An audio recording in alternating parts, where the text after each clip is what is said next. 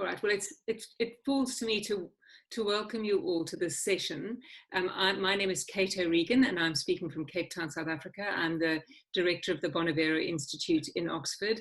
It has been one of the great delights for the Bonavero to partner with Marie Tidwell and Oxford Disability Unit on a whole range of different projects over the last few years. So when Marie asked whether we'd be willing to co-host this session with her, we were delighted to accept. And we're really thrilled to see all of you here from all over the world for what looks like it will be really an important session. The Bonavero Institute has been doing a variety of different sort of work on the coronavirus pandemic. One of them is to produce a report comparing the responses to coronavirus in 11 different jurisdictions, and you'll find that on our website. There, I think, are two very big concerns for us, other than the obvious health and public health concerns that arise out of the coronavirus. One is the tendency to empower the executive and put at risk liberties and democratic freedoms. And the other is the way that coronavirus seems to be exacerbating inequality. And I think our conversation today is really going to be looking at the question of coronavirus from the perspective of disability and what can be done to mitigate the inequality that seems to be going hand in hand with coronavirus all over the world in relation to people living with different forms of disability. So I don't want to say any more than that, other than to say, as always, it's an enormous pleasure to be partnering with Marie and the Oxford Disability Unit on a matter like this, and we look very forward to hearing what everybody has to say. Thank you. Thank you, Kate, and we're delighted to work with the Bonavero Institute of Human Rights. A warm welcome from me and the Oxford Disability Law and Policy Project to all our speakers and those of you joining us from around the world. Never has teaching and research on disability law and policy been more important in legal education than it is today. The COVID-19 pandemic has led to far-reaching changes to the law, affecting disabled people in the UK, from shielding the vulnerable to changes to legislation under the Coronavirus Act 2020. The latter altered the number of professionals needed to make a hospital order under the Mental Health Act 1983 and led to easements on the requirements on local authorities to provide care for disabled people under the 2014 Care Act. National charities have been explicit about the discriminatory impacts of government policy in their handling of the pandemic. Deaths in care homes from all causes remain 159% higher than at the start of the COVID-19 outbreak. The rights of children with special educational needs and disabilities to be able to receive all provision from local authorities in their education healthcare action plans have been significantly weakened by the Secretary of State for Education. After 10 years of austerity, this tumultuous context creates an even greater imperative to look forward and develop a vision for disability rights for the next generation. We urgently need to find ways to prevent inequality from becoming starker and to protect the dignity and human rights of disabled people in the context of the global coronavirus pandemic. This afternoon's webinar puts these issues and more in focus, and I'm absolutely delighted to welcome a really brilliant lineup of speakers. Lindsay Lee, Healthcare Data Analyst at Embold Health and formerly of the World Health Organization, Dr. Brian Sloan, Robinson College, University of Cambridge, where he teaches family law, equity and land law, Cameron Malik, Chief Executive of Disability Rights UK, Professor Jonathan Herring, Vice Dean of the Faculty of Law, University of Oxford, Dr. Sarah Ryan, Senior Research Lead at the University of Oxford, Daniel Holloway, Future Thinking Network, the Oxford Research Centre for the Humanities, and Professor Anna Lawson, Director of the Centre for Disability Studies and Coordinator of the Disability Law Hub at the University of Leeds. Thank you to all of you for joining us. We're going to begin our discussions today with Lindsay Lee. Now a healthcare analyst at Embold Health, Lindsay was formerly a technical officer at the World Health Organization, where she supported the organization's disability program. In particular, and most importantly for our discussion today, she helped to develop the World Health Organization's guidance on protecting people with disability during the COVID-19 outbreak. Without any further ado, I'd like to hand over to Lindsay. All right, thank you very much for having me. So I'm just going to see if I can share my screen here because I have a few slides. Okay, so today we're going to be talking about some of the broad ramifications and consequences for disabled people during the COVID-19 outbreak. But I think it's fitting for us to begin with the kind of the core of this crisis where it all began, which is with public health. And like Marie said, Marie already gave my intro, so I won't say any more, but just to say here that I'm here in my personal capacity, so everything I'm saying here is my own views. But I am glad to share with you some of the guidance that WHO has produced and that I contributed to. So during my last weeks at WHO, I had the opportunity to contribute to WHO's COVID-19 response with respect to disability. And as many of you probably know, that WHO's main role is to produce guidance for countries. And then countries have the responsibility to take that guidance on. So it's a member state driven organization, which means the priorities of the institution are driven by what countries want. So as soon as coronavirus really took off and appeared, WHO immediately began issuing guidance to health systems, telling countries how they should respond, synthesizing all of the evidence that's available.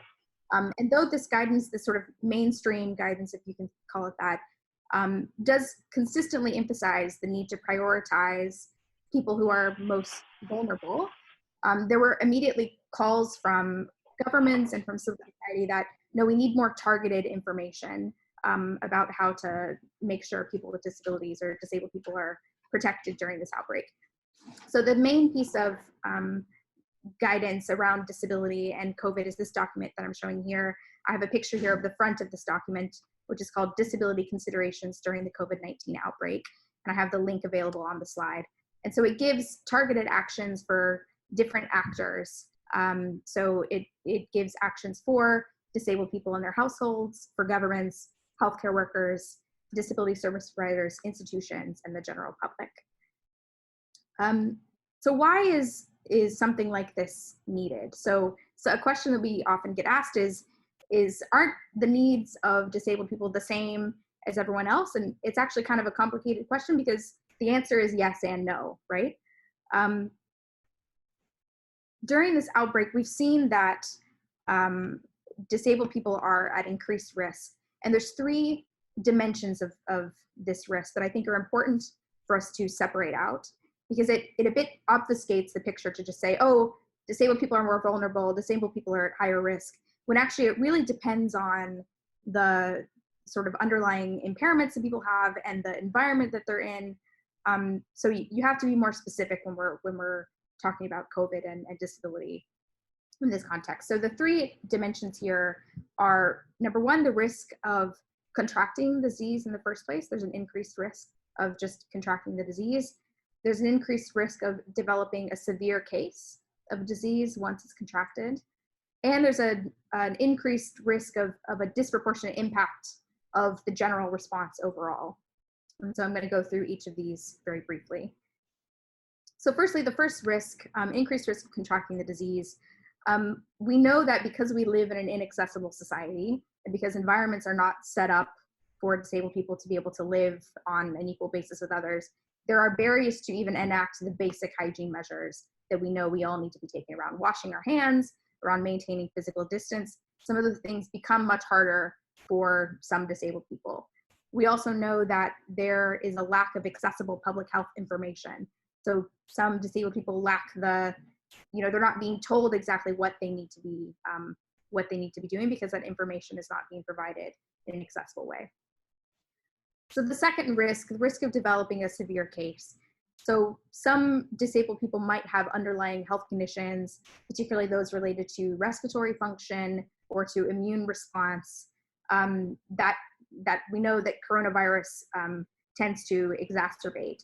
And so add on top of that a healthcare system which is inaccessible, you are increasing the risk of a person once they contract coronavirus of developing a severe case. So this, I would say, is the most inherent of the three risks of the two, but of course it's not just inherent to the person. We know that there are plenty of social determinants of health that really cause people to even have these conditions in the first place, and then add on top of that the barriers in the healthcare system.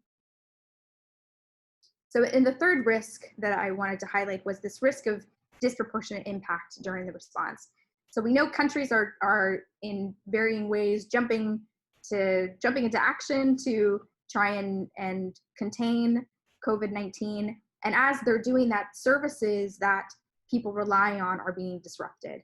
So it could be care services, could be work programs, education programs, also supply chains for accessing essential goods and medicines, and also a general lack of inclusion in countries' response programs and relief packages for disabled people. So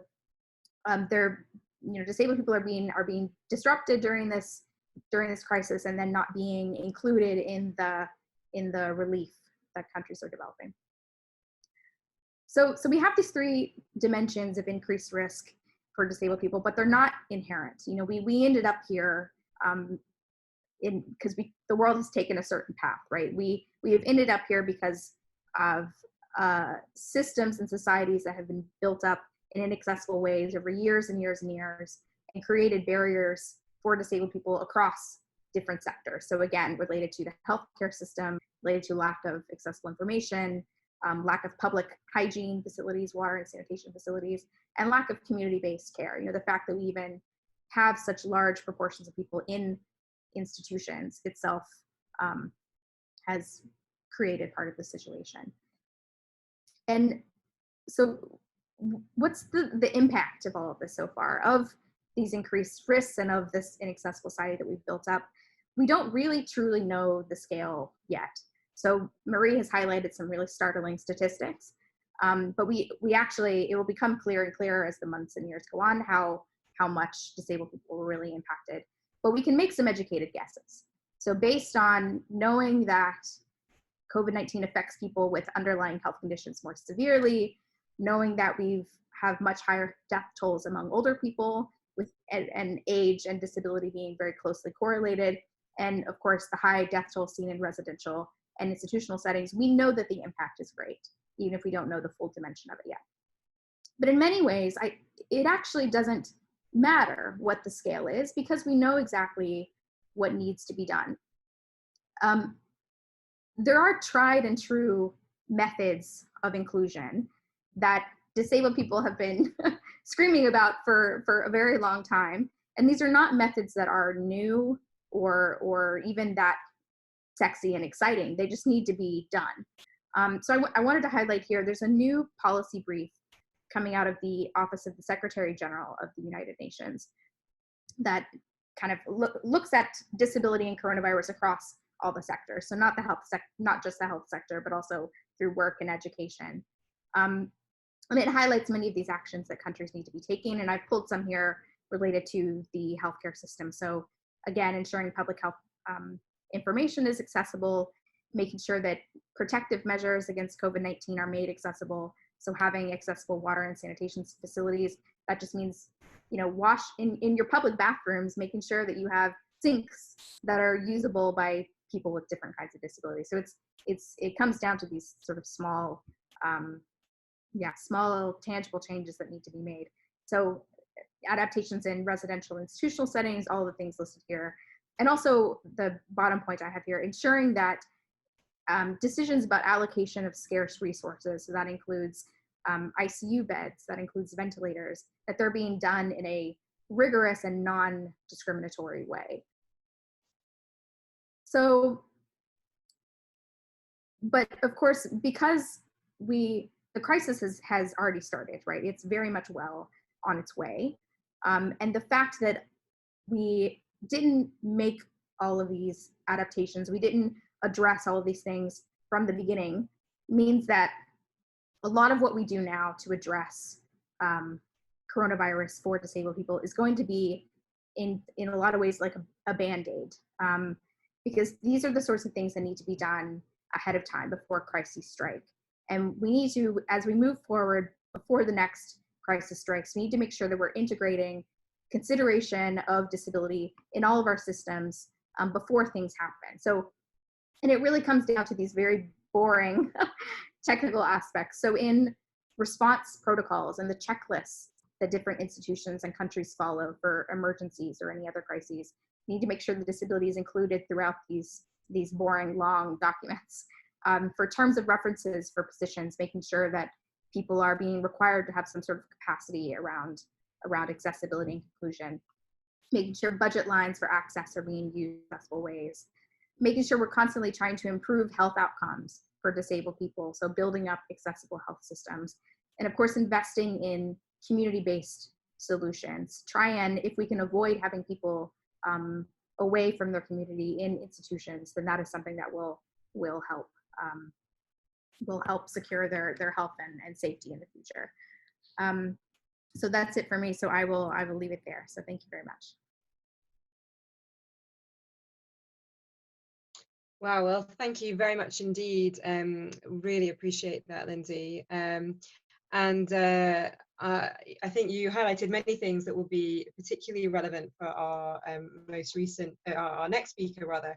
One of the things you mentioned there and what countries ought to do is look at the institutionalization and the role of social care in improving the situations that people experience them as part of the response to pandemics. And Dr. Brian Sloan from the University of Cambridge is shortly going to talk to us about easing duties and making dignity difficult, COVID-19 and the CARE Act 2014. Brian Sloan is a fellow and director of studies in law at Robinson College, Cambridge, where he teaches family law, equity and land law. His research interests include formal and informal care and public and private approaches to care and their impact on human and property rights. And some of Brian's books include Informal Carers and Private Law and Spaces of Care. I'm going to pass over to you, Brian, coming today from Cambridge. I'm really looking forward to hearing your talk. Thank you very much. I was very glad to get the invitation to talk about what I think is a really, really important issue. And I think, indeed, many of the things that I will say will follow on, hopefully, quite nicely from the last speaker, albeit that my focus will be on England and, to some extent, Wales. So, as with so much else, the impact of the coronavirus on social care is devastating. Social care is a system providing daily living assistance to disabled and elderly people that was already overstretched and struggling to secure the dignity of its users in a context of increasing need. Its funding has been very much debated, but was still unresolved following the last general election in the UK. Put bluntly, a pandemic was the last thing that social care needed. The government has reacted in a number of ways to the impact of COVID-19 on social care. For example, yesterday, the Prime Minister announced £600 million of extra funding for infection control in care homes in a context of alleged previous downplaying of the risks of infection in such homes. Very high but uncertain mortality rates nevertheless, and at least initial shortages of personal protective equipment and testing, leading to a feeling of abandonment in care homes.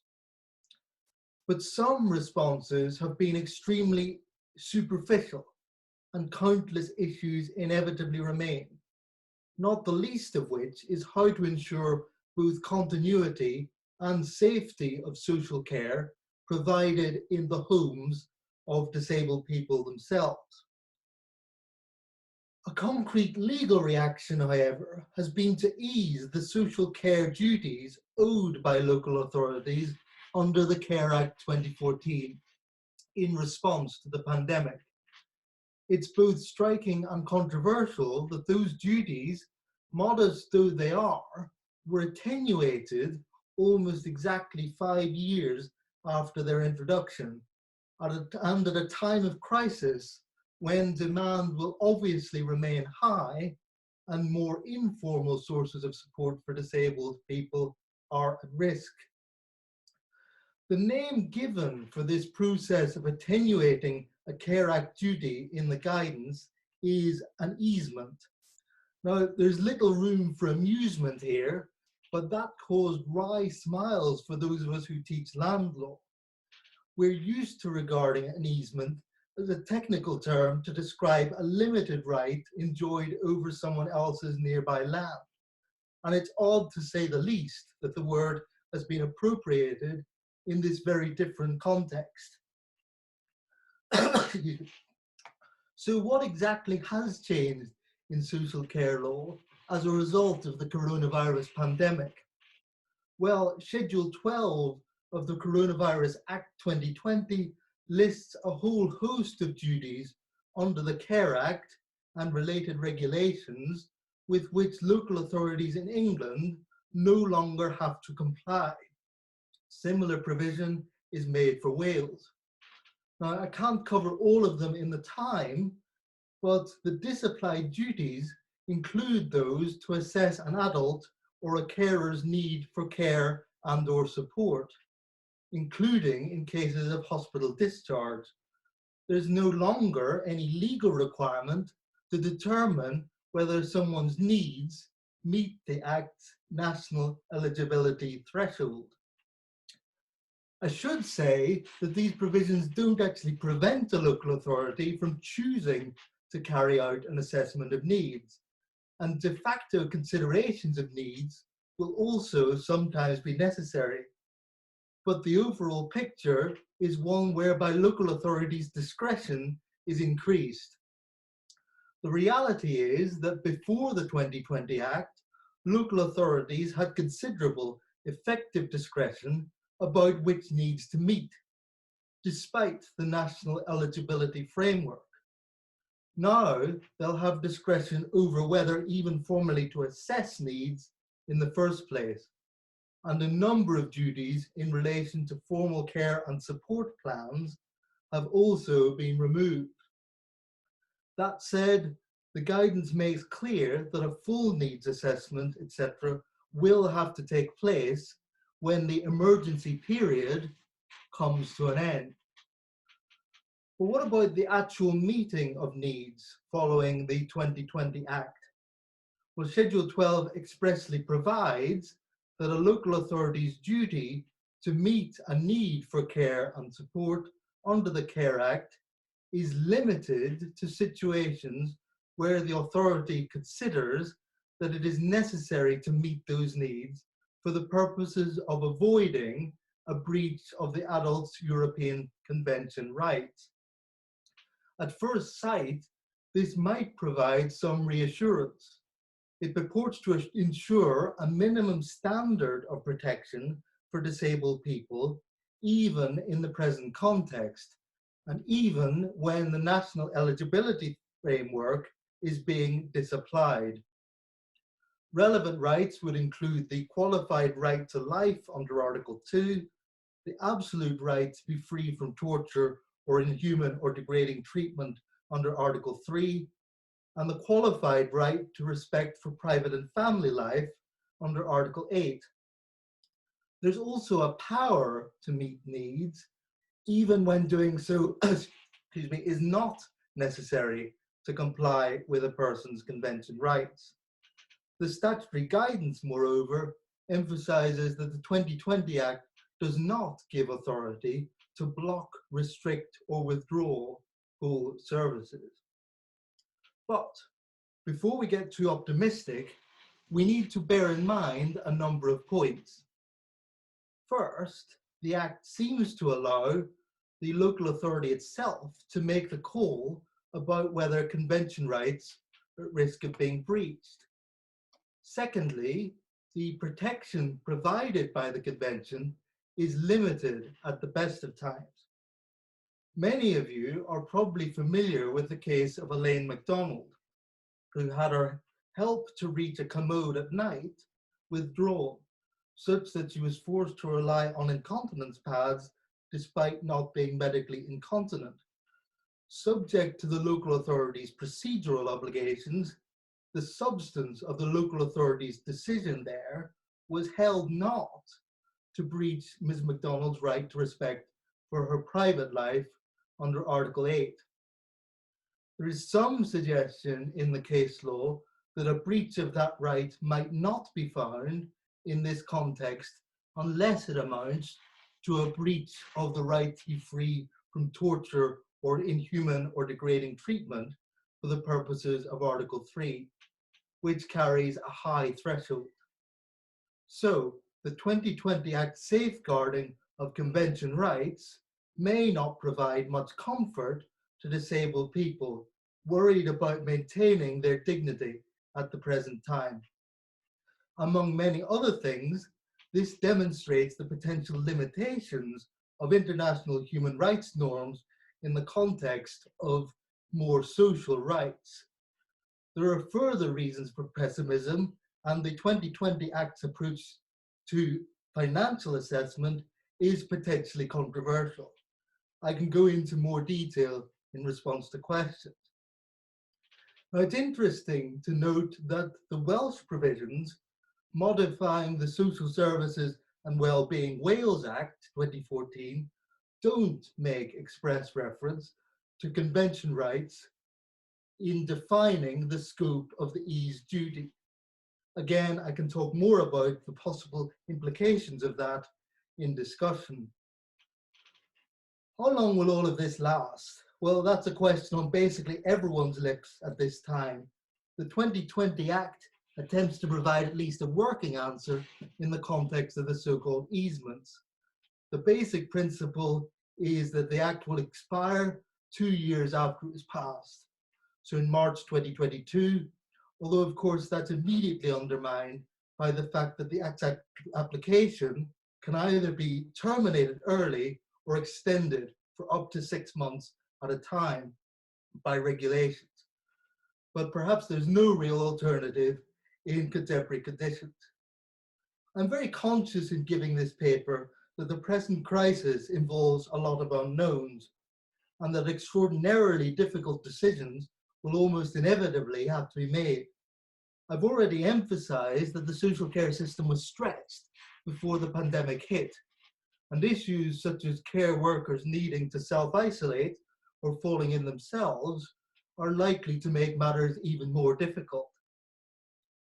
Anecdotally, it's clear that many care workers are going to considerable lengths to try to maintain a high quality of life for the people they support.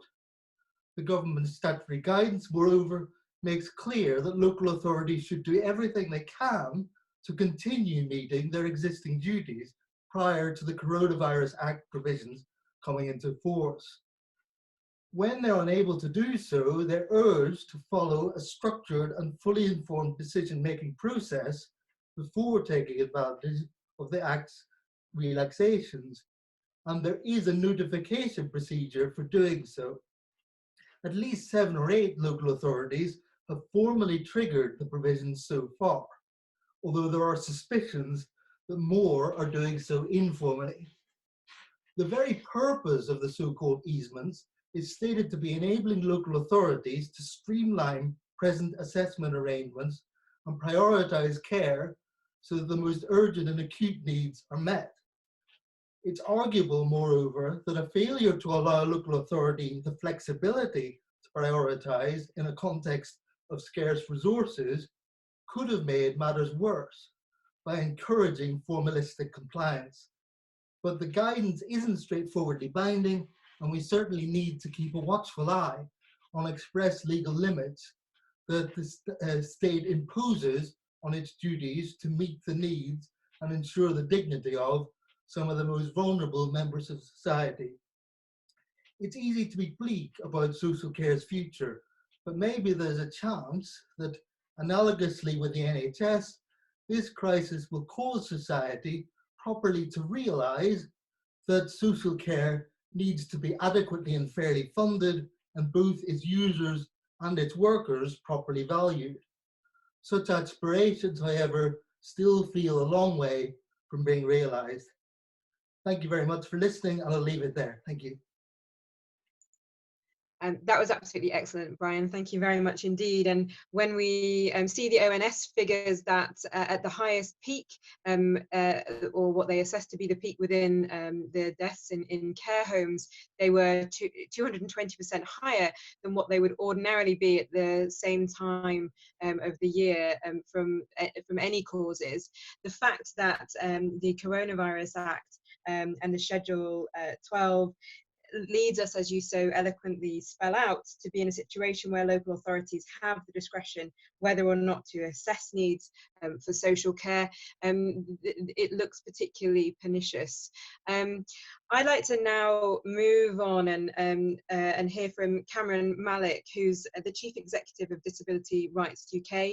Cameron is going to speak on restricted access to supermarket deliveries for disabled people who are not on the government's shielded list, but also talk more broadly about some of the wider impacts on disabled people and the experiences of the charitable sector in the UK. Cameron Malik joined Disability Rights UK as its Chief Executive in July 2017. He's the former Chief Executive of Action on Disability, the Hammersmith-based disability organisation where he worked for 12 years. He's also currently a member of Transport for London's Independent Disability Advisory Group, and we are absolutely delighted to welcome you here today, Cameron, and look forward to your talk. Thank you very much, Maria, and thank you very much for inviting me to come and speak to such an amazing group of people here today. I thought I'd just start off with, because we've got people from around the world, which is amazing, to tell you a little bit about who Disability Rights UK, who are we, and kind of what it is we've set out to do. So our vision statement is really to create a society where disabled people have equal power, rights, and equality of opportunity. And our mission as an organization is that we campaign for the rights of all disabled people to be included in every aspect of life. We strongly believe in the lived experience of disabled people, and that drives everything we do. We collaborate creatively to propose new ways of working, challenging policymakers, institutions, and individuals to remove all the barriers that exist for us in every aspect of our lives. And we've got 4 strategic priorities that we're working with. The first one is really about building a movement, and that's really important for us because bringing the lived experience of thousands of disabled people into our policy work, into our campaigning work is incredibly important. So our first strategic priority is to do that. The second one is around independent living. To enable us to live with choice and control, we campaign for equality in everyday life and for the support that we as disabled people need to live the lives that we choose. Our third priority areas around inclusive economic opportunities. We want to ensure that disabled people have opportunities to work and have the money they need to meet the additional costs of disability. We campaign for a fairer benefit system and for disabled people to thrive in employment and enterprise. And our final one is around influencing public attitudes and behaviors. We want to create a narrative about our lives which reflects the contribution that we all make to our society. And we will kind of increase the visibility of disabled people and challenge negative perceptions. So that's kind of a very quick bit of information about who we are. I guess our kind of approach at this time has really been to listen to disabled people throughout the country, through our members, through our organizational members, and understand what's going on for them. And then on the other side, to use that knowledge in our policy work. And just broadly, just the kind of things that we've been working on since the pandemic hit the UK is we've been working on the area of healthcare, social care, which we've just heard about, social care at the moment, and food, which I'll talk about in a second. So under healthcare, people may well be aware that there have been a number of things that have been released which have really impacted on us as disabled people and really talk to how society and how government values us as people and the value placed on our lives. Under access to healthcare, there have been people that we've heard of who've received do not resuscitate letters and have had doctors and GPs ring and have the conversation about signing do not resuscitate documents, so that in case that they end up in hospital with coronavirus, that's the action that the health professionals would take.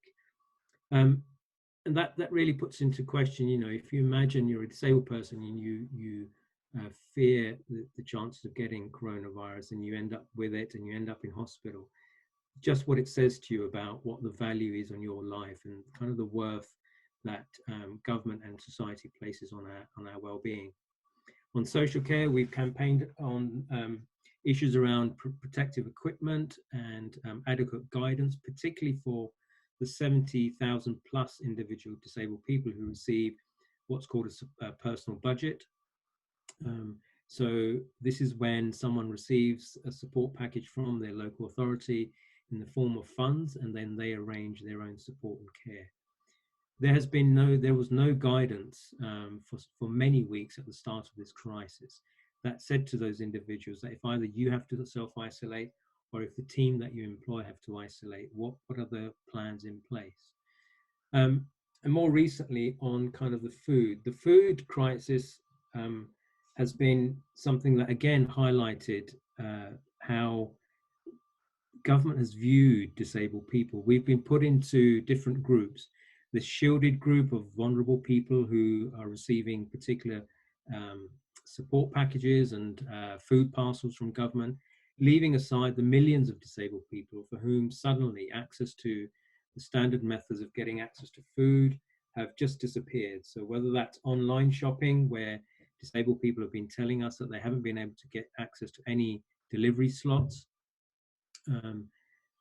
and being told by government that they have to register themselves on some lists before the supermarkets would actually respond to the needs of delivering food and ordering food.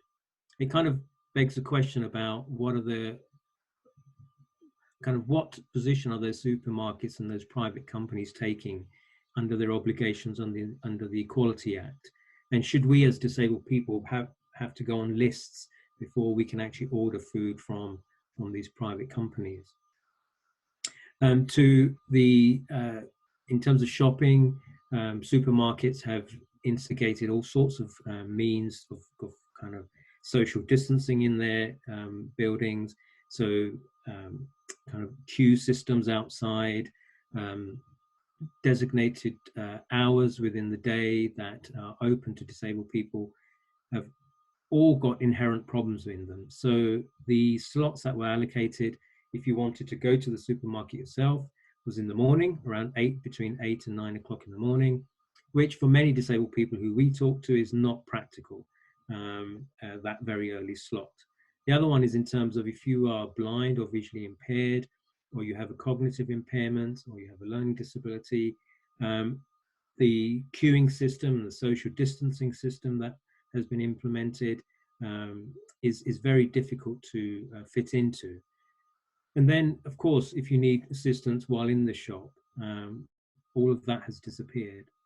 So those have been some of the food aspects that we've been working on.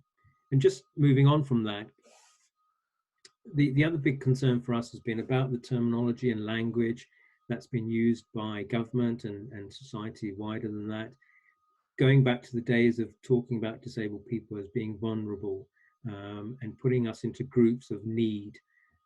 Really concerning for us because certainly a lot of people in this room, in this meeting, and we ourselves have been campaigning for our rights and the language that is used to refer to us. And it's really concerning that there's been this big shift very quickly to go back to the days of being called vulnerable and being classed as vulnerable. And just moving on from that is we're now working on kind of shaping what the new normal will become.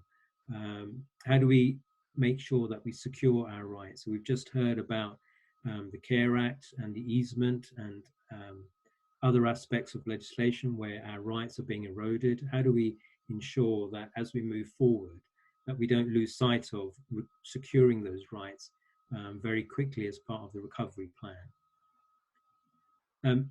So what I would say to everybody here today is I would encourage you to join us, join Disability Rights UK, become part of that movement that we're creating, get in touch with us, because the more people that we hear from, the more informed our policy work and our lobbying and campaigning can be. Thank you very much. Well, thank you very much indeed. And that was, I think, really helpful in giving an example and a very moving example, many examples of what Lindsay set out at the beginning, where we need to analyse where countries have, in the way that they respond to pandemics, have disproportionate impacts on disabled people. And I think the call to action that you made there, Cameron, was also really important. You know, we have a few hundred people in this call. If anything positive can possibly come out of this dreadful situation, it is potentially strengthening the disability movement and disability community around the world. Just on this webinar, we've got people from Malaysia, Chile, South Africa, India, Turkey, Geneva, the United States, and I'm pleased to say Leeds, Burnley, Yorkshire and Welshpool, amongst others. And I think this is a really useful way for us all to come together, and we at the Oxford Disability Law and Policy Project and the Bonavera Institute for Human Rights certainly feel that there is an opportunity, that this is a start of a conversation, not the end of that conversation. So our next speaker is Professor Jonathan Herring, University of Oxford, and he's going to speak to us about shielding the vulnerable from the coronavirus. Jonathan is D.W. Wolfe Clarendon Fellow-in-Law at Exeter College, Oxford University, and he has written on family law, medical law, criminal law, and legal issues surrounding care and vulnerability. And some of his books, which are particularly relevant to this discussion today, around law and the relational self, vulnerability, childhood and the law, and vulnerable adults and the law, and caring and the law. So welcome, Jonathan. Thanks so much for joining us, and I'll hand over to you. Thank you very much. And thank you very much, Marie, and for the Law and Disability Project for organising this fantastic event. I'm going to talk about the UK government's policy of shielding the extremely vulnerable. And I should disclose as a conflict of interest that I fall into that group. I want to start with some comments on the use of the word vulnerable and the category of vulnerable adults, before then critiquing the policy of shielding. Around 20 years ago, the word vulnerable was commonly used in government and legal documents to identify individuals or groups of people who were at risk of harm. Typically, it was used to explain that an individual or group of people were not in a position to protect themselves from harm and so needed to be looked after. That all changed around 5 years ago, when the concept of vulnerable adults and vulnerable groups fell suddenly from favour. And the challenge to the concept of vulnerable groups came from two perspectives. In legal terms, it was the major reforms of the 2014 Care Act, which removed from the legislative framework for care any reference to vulnerable adults, and instead used the language of those in need. The primary argument in favour of this shift in terminology was that the word vulnerable carried a stigma, suggesting a weakness and justifying a paternalistic attitude. And since then, the term vulnerability has largely slipped out of the legal lexicon and can now be only found in niche areas of the law. A very different challenge to the concept of vulnerability came from academic writing promoting the concept of universal vulnerability, and in particular that of Martha Feynman.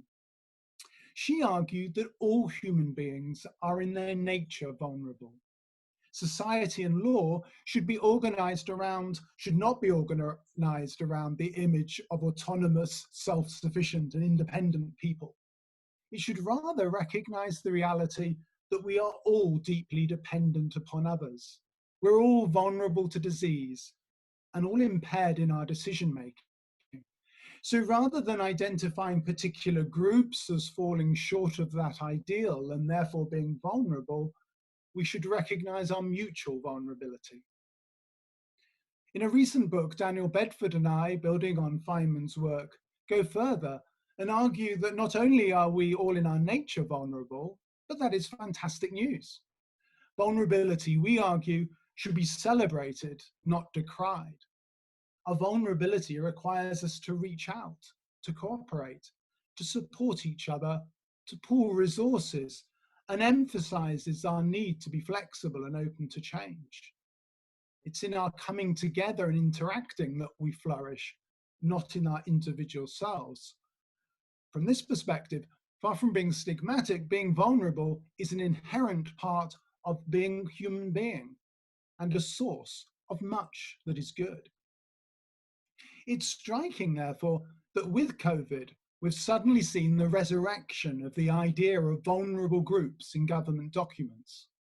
In fact, the latest government guidance defines 3 vulnerable groups: the clinically extremely vulnerable, the clinically vulnerable, and vulnerable people non-clinical. Today, my focus will be on the clinically extremely vulnerable and the policy of shielding.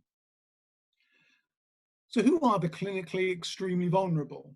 Well, they're listed in government guidance, and there are 6 groups. And they include, for example, those with solid organ transplant, people with certain cancers, and listed respiratory conditions. You will know if you are included because you will have received what is known in some internet forums as the text of doom. It's estimated that currently 2.5 million people in the UK are on that list. So what is required if you are shielding? In short, it's like house arrest, but worse. The government advice is clear. You are strongly advised to stay at home at all times and avoid any face-to-face contact. There is no scope for taking exercise outside or socially distanced meetings. The guidance doesn't exactly prohibit you being in the same room as someone else, but you should keep at least 2 meters away from them and spend as small amount of time as possible. You should sleep in a separate bedroom from anyone else, and you should not use the same bathroom as anyone else. You are encouraged to have meals in your own room and to eat alone. This has been set to last for 12 weeks until the end of June, but it's widely expected that that period will be extended. In passing, I can't help noticing how the guidance offered is premised on the assumption that you have lavish accommodation, including a spare bedroom, a spare bathroom, and rooms with very large dimensions. I should emphasize the guidance does make it clear that shielding is for a person's personal protection and, quote, it's your choice to decide whether to follow the measures we advise. I believe, however, that this guidance manifests serious views about disability, health, and human nature that are profoundly mistaken. I want to emphasize 3 points. The first is that we are all vulnerable. It's tragically apparent that everyone is vulnerable to the virus. The government's policies and the actions of others make some more or less at risk. The allocation of PPE, government testing policy, the behavior of those with the virus will render some less vulnerable and others more so. But the virus highlights the fragile status of everyone's body. It makes apparent what has always been true, that it's in the nature of human bodies that they are susceptible to sickness, illness, and injury. They are not designed for eternal living.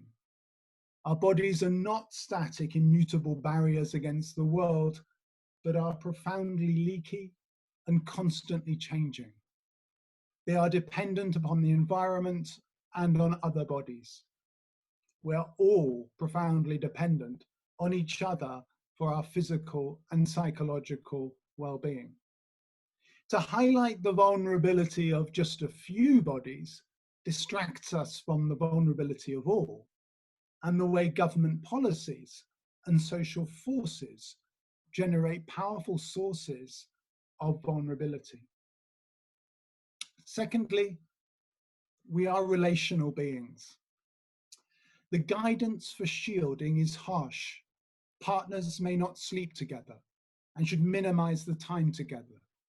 Parents may not cuddle their children or hold their hands. Comfort must be offered at a 2-meter distance. Meal times should be solitary. The lifestyle promoted is starkly monastic. Disability campaigners have long complained that disabled people are portrayed as isolated, unproductive, and sexless. They are now. The guidance seems to make sure that the false stereotype is promoted by government advice. The advice is based around the image of unencumbered individuals who have no responsibility. The guidance seems written from another planet for a shielded person caring for a parent with dementia, looking after a child on the autism spectrum, or living with a partner with depression. It seems based on the premise that the disabled and ill are passive recipients of care and couldn't possibly have caring responsibilities of their own. But we are people of relationships. We are people whose selves are constructed through and out of our relationships with others. Requiring people to isolate themselves, as the government guidance does, for months on end is out of all proportion to the risks of associating with members of one's household. Surely, the government official document states, understandably, you'll find that shielding and distancing can be boring or frustrating. What an understatement. It recommends to combat such feelings, finding a room with a nice view. In the US alone, it has been predicted that 75,000 deaths of despair will result from suicide, alcohol, or drug abuse as a result of the isolation caused by the virus. We are relational beings, and prohibiting physical interaction strikes at our souls. And my third point is that health is communal. The guidance is designed to protect and promote health, but it should be noted that it advocates a very old-fashioned understanding of health. That is, that health is the absence of a disease or illness, in this case, the absence of a virus. You are healthy unless you get the virus. But health is not an individual thing. Robinson Crusoe, living on his desert island, might have been disease-free, might have had the most wonderful physique and a BMI to die for, but his loneliness and lack of human interaction meant that he was healthy in only the narrowest sense. Human identity is found in relationship with others, from our beginning to our end. It's in love and care that we find the things that make life valuable, where we find health. Health is not found in isolation. Health is not found, as the guidance suggests, by opening window for fresh air. Health is found in caring relationships, in love, and the guidance does nothing to promote that kind of health. It prevents it. If we look for health by making disease-free bodies, we will fail. We should not be striving for disease-free individuals, but healthy communities and healthy relationships. There is great wisdom in this quote from the National Aboriginal Health Strategy Working Party. Aboriginal health is not just found in the physical well-being of an individual, but is the social, emotional, and cultural well-being of the whole community, in which each individual is able to achieve their full potential, thereby bringing the total well-being of their community. We should be striving for healthy communities. Healthy communities do not hide out of sight and out of mind the extremely vulnerable. The government seems to have put great efforts into ensuring that your nanny and cleaner can return to work and that you can play golf. But it's played little focus on the reality of those who are shielding. The problems caused by the lack of testing, the delay in lockdown, and the failure to communicate policies have fallen on the extremely vulnerable. To conclude, Jasmine Harris has written, "Whoever said epidemics were equalizers doesn't know a thing about disability legal history," and she's right. COVID and the resulting guidance has brought out into the open the disadvantages and prejudices associated with disability. Those labelled extremely vulnerable are defined and dominated by their medical diagnosis. Their identities as parents, carers, doctors, and lovers are lost. They are rendered invisible in the public discourse, and they are made responsible to meet their needs. The guidance fails because it's based on an ableist idealization of the autonomous, disease-free individual, and that bears no relation on our reality as caring, relational, and vulnerable communities.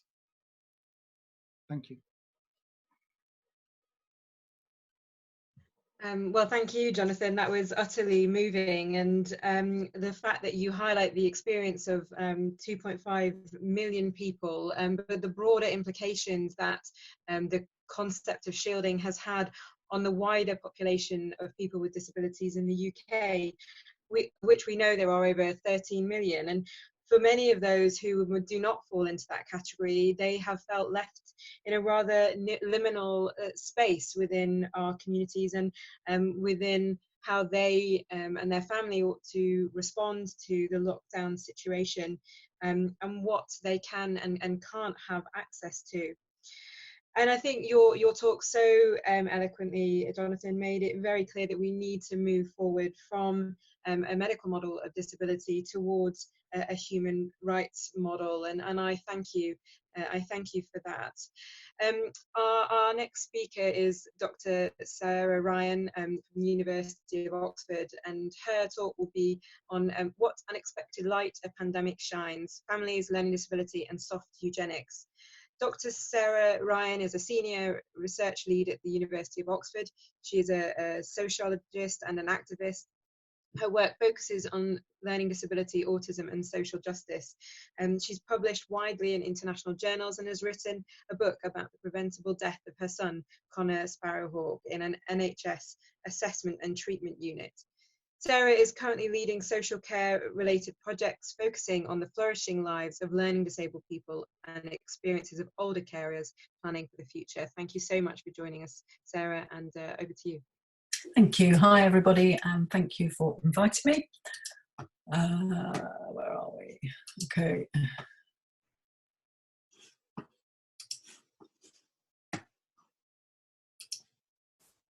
So, I'm going to be mainly focusing on learning disabled people in the next 10 minutes. There's an argument that the pandemic has revealed the fragility and inhumanity of the neoliberal system that characterises British society, but obviously for many people, including disabled people, this has been self-evident for some considerable time. For learning disabled people in particular, life in the UK has had a fragility and inhumane coating for decades now. In the next 10 minutes, I want to rattle through some past and present examples of this enforced fragility and think about the light that is currently being shone. So, going back to 1981, when Nigel Evans, a groundbreaking documentary filmmaker, spent some time in a long-stay institution called Borough Court, which is about 20 miles from Oxford. At one point in the 2 or 3 part film, he captured a man called Terry Green, who was in his 50s, who was sitting in a wheelchair. And a nurse noticed that Terry seemed to be reaching for the wheels of the chair but couldn't reach them. A different chair was found for Terry and he tentatively started to move forward. Evans, in his commentary, said, after 40 years in bed, 10 years on a beanbag, Terry Green takes his first inching steps towards independence. For decades, the full panoply of the medical profession has trooped through this ward and no one has had the wit, initiative or imagination to give Terry this opportunity. Evans went on to say this kind of neglect invites a whole new definition of the phrase mental handicap. It also underlines the disposability of certain people. 34 years later, our beautiful son Connor, as Marie just mentioned, was both treated as and killed by being perceived as a disposable human being with an inferior body and mind. He died aged 18, 6 years before the pandemic. This happens in the UK, people dying on average 20 to 30 years before those who are not learning disabled or autistic. People dying from drowning, from scabies, from constipation, ignorance and neglect. And we're all implicated in this, all of us, including academics. In 2016, I was a keynote speaker at the International Disability Studies Conference at Lancaster University. I I did an analysis, in inverted commas, a loose analysis of the contents published in the key disability studies journal called Disability in Society between 1994 and 2013, which was Connor's lifetime. And I counted the number of articles involving learning disabled people. The number was minuscule, that there was barely any research published in this journal on learning disabled people, and where there was publications, the subject matter was being learning disabled. Learning disabled people were not included in wider research about having cancer or relationships, all sorts of other research that excluded learning disabled people. This is being effectively othered within your own discipline is quite a grotesque example of exclusion in a space you would assume would be free of barriers and obstruction. There is again a longer and wider history here. Francis Galton presented his eugenic aims at the first meeting of the Royal Sociological Society in London in 1904, and there's clear evidence of derogatory perceptions of disability in early US sociological meetings, what priced the sociological imagination.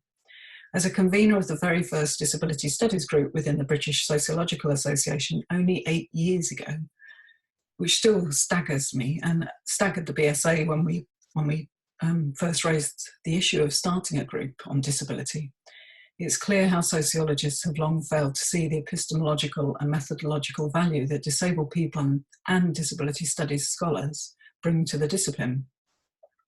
So, catching up with the pandemic, what light has been shone on the treatment of and responses to learning disabled people in particular? Well, I think it's, as each of the talks has been suggesting, there has been a systemic assault on people's rights. As we've heard, the measures taken directly impact on the lives and well-being of all disabled people, in particular learning disabled people, and underline the disposability of certain people. People who are marked as somehow different and of less or no value. There's been an easing of duties that were too often enacted poorly outside of the pandemic. So a sort of stepping back almost of steps that have been taken forward since Terry was in the institution. The weight of this easing, again, as we've clearly heard this afternoon, is causing undue pressure and stress on people and their families. This is happening in education, where there are temporary measures to the law relating to education, health and care plans and assessments, EHC plans. For example, the absolute obligation to deliver the provision in EHC plans has been temporarily suspended, striking terror and anxiety, I'm sure, in so many families. Local authorities and clinical commissioning groups must now use reasonable endeavours to ensure it is made. Reasonable is not a word I would associate with local authorities when it comes to education or social care provision, as Brian touched upon. We have no idea what impact these changes will have for children and young people, even if they only remain in operation for a short time. We heard earlier from Brian about the devastating impact on social care, not least, again, the easements, and he picked up on the irony surrounding this word of easements enacted by local authorities in the UK, allowing councils to suspend social care duties to disabled adults. And anecdotally, and the battles that people have to try to get the social care support and provision that they should be entitled to outside of a pandemic, this easement again is quite terrifying and devastating. Okay, there's been considerable coverage about the prioritisation of particular patients over others based on judgments of value and the placing of do not resuscitate orders on people without their knowledge or permission. Poorly worded guidance was rescinded in March after disability rights organisations and campaigners wrote an open letter raising their concerns. This was a very quick turnaround where the guidance was changed. However, research published today by Learning Disabled England shows that DNR orders are still being placed on people in some social care provision. And again, this is a terrifying situation for people to be in. Turning Point raised concerns a week ago, that's another major provider, that it had received 13 unlawful DNRs from hospital specialists and GPs since the beginning of April. The risks that people are facing as an outcome of judgments being made on the basis of perceived value, while at the same time being typically separated from their families, is potentially enormous. Alongside the Do Not Resuscitate orders, NHS England initially, a week or so ago, refused to publish the data around the deaths of learning disabled and or autistic people who have died across care settings, including hospitals. This transparency is essential given the pre-pandemic premature mortality I mentioned earlier. After some pressure, there's been a slight turnaround, and they've said they will publish the numbers of people who have died in acute hospitals. This was due out today, and it certainly wasn't out before this webinar started, but it may well be now. But again, this publishing the data of deaths in acute hospitals is a complete fudge, because a lot of people aren't going to reach a hospital in the first place. We need to know the exact figures of people across all care settings. Now this morning, and that's another feature of the pandemic, is the immediacy of all these things happening, that this is up to date, that this morning the BBC revealed that the CQC figures, which are albeit imperfect because they cover people in care settings who may or may not be learning disabled or autistic, but they revealed figures that show 170% increase in the number of deaths in care settings, including learning disabled, autistic people and others, compared to this time last year. Now, this is in contrast to a 70% increase in the deaths in the wider population. So again, an incredibly worrying, extraordinary increase in deaths that is not being properly scrutinised. The refusal to publish these figures has led to a small group of us gearing up to judicially review this decision, and it shouldn't take committed citizens and allies and activists and self-advocates to do this job. We shouldn't be having these battles. But we do need to understand who is dying in order to act to reduce further deaths. Pushing scrutiny of these deaths back to the middle of next year, which was NHS England's original plan, is simply not acceptable. Now, astonishingly, the fundraising for this challenge has raised over £6,000, £6,700 this morning in the matter of days, which is quite extraordinary and an antidote really to the brutality of the measures we are seeing and the impact of these measures on people. In addition to systemic assaults, there are also individual assaults. Fears about an overburdened and struggling NHS has generated a space in which people are saying the unsayable in a way that is accepted. In response to a piece in the Health Service Journal, for example, this week, an anonymous medic commented that concessions for learning disabled and or autistic people to go out more often than other people was allowing them to go out and kill people. I mean, it took us 2 days of pressure on Twitter to get this comment removed, despite the hatred it could incite. These unpalatable truths have long been promoted by these views have been promoted by the likes of Toby Young, who published a recent attack on valueless, in inverted commas, members of society in the Tory paper The Critic. And it's essential that we do not allow a creep towards the normalisation of these abhorrent views dressed up and passed off as unpalatable truths at a time of unprecedented crisis, or at a time of limited ventilator provision. So I just wanted to finish with a bit of Amartya Sen and Flourishing Lives, which Jonathan just touched upon, and also coming back to Terry Green. So Sen argued that state action is required to remove impediments that hinder the realisation of human capabilities and to create an enabling environment for the expansion of human choices and therefore freedom. We haven't shone brightly in this endeavour in the UK, I think it's probably fair to say, but it's clear that the government's response to COVID-19 is working, whether deliberately as a form of soft eugenics, which I suspect it is, or otherwise, to generate impediments, new impediments to the freedom, or reproducing old impediments to the freedom of disabled people. 4 long decades on, we seem to be coming a full circle back to Terry Green, his wheelchair, and a willful and obstinate refusal to see and engage with some people as fully human. Thank you. Thank you very much, Sarah. That was really, really powerful. And I think from our first few speakers, we saw that evidence is growing of the government's devaluation of our lives and discrimination against our living them decently. But your talk really highlighted that they've been careless too in trying to accurately record our deaths and be transparent about what those numbers of deaths are. We know that in turn, in fact, those things in combination have massively increased anxiety that disabled people have felt during the pandemic. And as the ONS show, that's absolutely skyrocketed. In which case, I'm really pleased to bring in our next speaker, who's going to talk to some of the issues and going to give a talk on the messages that aren't mixed, how COVID communications have clarified society's erasure of its mentally ill and neurodivergent citizens. Welcome Dan Holloway from the Futures Thinking Network, the Oxford Research Centre for the Humanities. Dan is a writer, researcher and mental health activist. He's currently a member of the Money and Mental Health Policy Institute's advisory board and recently worked on the government's review of the debt and mental health evidence form, which led to GPs scrapping their fee for writing on behalf of vulnerable customers.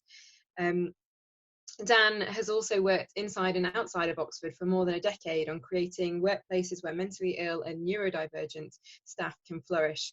Dan is a member of Oxford's Future Thinking Network, and his main research interest is the way that communications, policy and activism erase disabled people and their needs. Thanks for joining us, Dan. Thank you.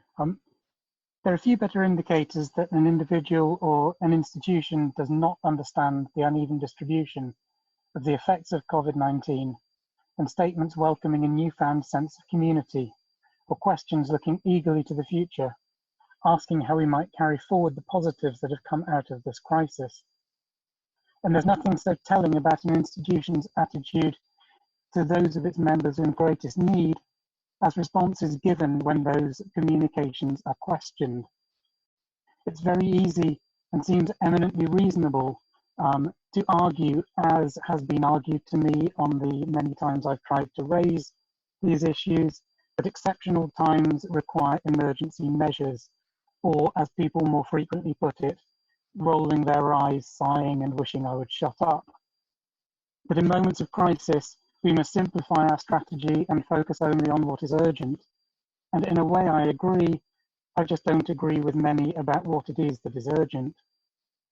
I would argue that it is especially at times of crisis that we need to prioritize those whose need is greatest.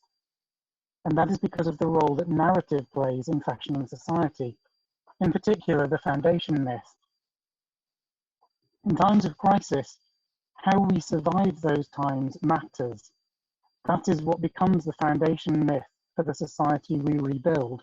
It becomes the narrative fabric which shapes not only the society but all those relationships within it. And if we survive by considering those with greatest need expendable, then what comes next will become a dystopia that it is all too easy for many of us. And I want to talk here especially about those of us who are mentally ill and neurodivergent, though it applies to many more, to imagine. And that's the single main point I want to make, the importance of the narratives we choose to frame our societies.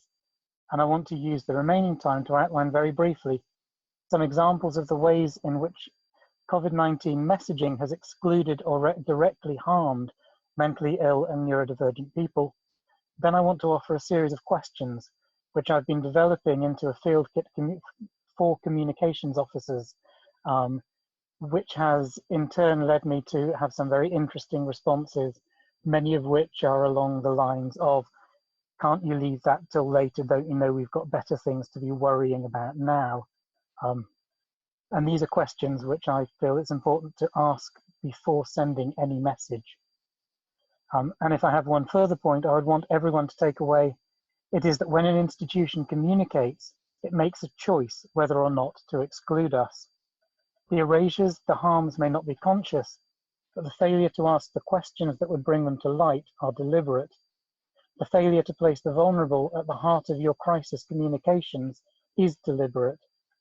The fact that you do not understand how we are erased comes from a deliberate decision not to address your privilege. What I ask is that institutions own those decisions, that we stop hearing "we didn't mean" or "we didn't realise" and start to hear instead at least the honesty "we chose to ignore." So a few of those areas in which we have been affected, and I would also recommend the Money and Mental Health Policy Institute's new guide to customer service minimum standards for the finance sector, which has some fantastic ways to avoid this kind of erasure in the public sector and in the financial sector. First, the gap between policy and guidance. From the moment the Coronavirus Act was passed, there was a messaging gap between law and guidance. In particular, there was oversimplistic messaging around exercise and leaving the home. And even when written guidance had to be clarified to reflect the needs of autistic people, the messaging remained at odds with it. As a result, in real life and across social media, autistic people were shamed. And fear of shame led many more not to go out at all. What is amazing is that this is not surprising. We know that half of the people in the UK would challenge someone they didn't think looked disabled accessing the things they need. In the light of this, whether deliberate or not, failure to account for this public empathy gap in messaging can only be seen as a culpable endangerment. And we're about to see it again in respect of face masks. Most damaging to trust between disabled people and institutions has been the speed with which adjustments have been enacted for everyone that we spent decades being told were not possible. What conclusion are we to reach other than that we were never valued, and what was denied us was a lack of choice? I've yet to see a single communication around new working practices which recognises the hurt which this has caused. And now these new practices are made available, our new needs in turn are ignored. For example, around online interviews and the challenges they present us with, and online meetings, constant telecommunications and video conferencing. Then there is the furlough scheme and the unequal opportunities for those not furloughed. Messaging has gone out, certainly here in Oxford, that no one will be adversely affected, yet it is clear that those who are unable to improve themselves while on furlough, who are unable to gain experience, benefit from opportunities to be redeployed or to act up, will be adversely affected in terms of future opportunity for reward and promotion. Even messaging that congratulates those who carry on working through ignores, at best, those who are unable to do so. Again, what are we supposed to think by the fact that this is not even mentioned, other than that a conscious choice has been taken for years in the past to ignore our constant pleas?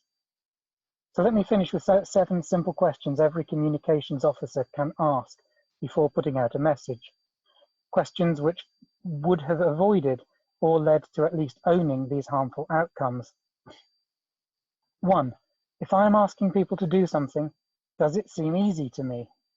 If it does, that is almost certainly a sign that I've failed to consider things that make it difficult for others.